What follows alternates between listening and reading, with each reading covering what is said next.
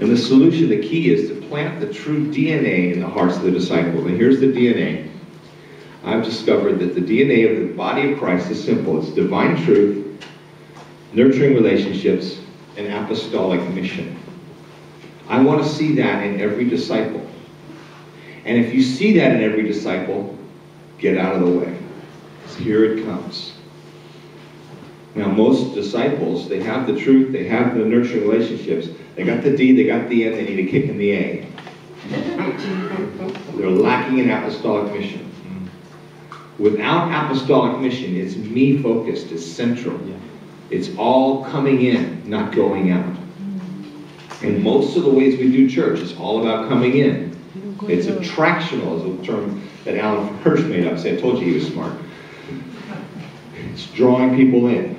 Now, if you have a cup of water on your table and a straw in it, you have a choice. You can blow bubbles in the water, or you can suck in the water, but you cannot do both.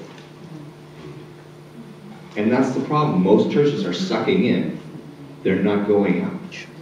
Without going out, there's no movement, folks.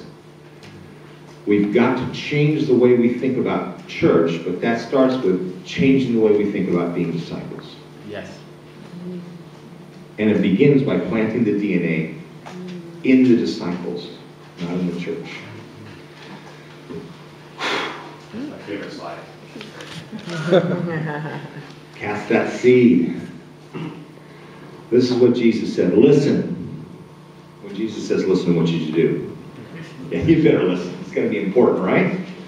Listen. A farmer went out to sow his seed, and some of it, he says, falls on the good soil, producing a crop, multiplying 30 times, 60 times, and 100 times over. This is what a movement is.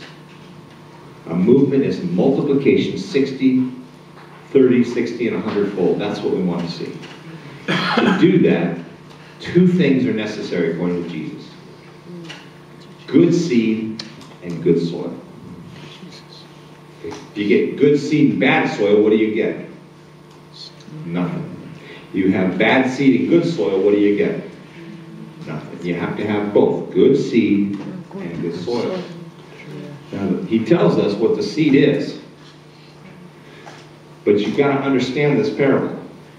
And that's the problem. We've forgotten this parable. He actually says, if you don't understand this parable, you won't understand any of the parables. Now, how is that possible? Why is this parable so important that all the others hinge on it? It's like this. If you're a farmer and you have acres and acres of land, and you pull out the weeds, you test the soil, you add the fertilizer, you cultivate the soil, you turn it, you make sure it's irrigated, has sunlight, you chase away the pests.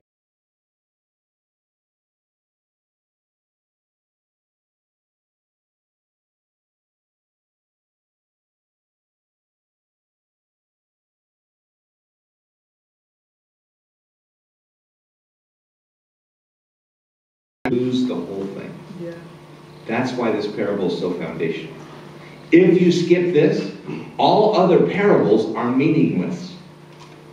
Because they're built on the idea that there's life that's growing. Yeah. That's why this parable is the foundation of them all. And we've got to re-examine and relearn this parable because we have lost it, folks. We need to believe in the seed.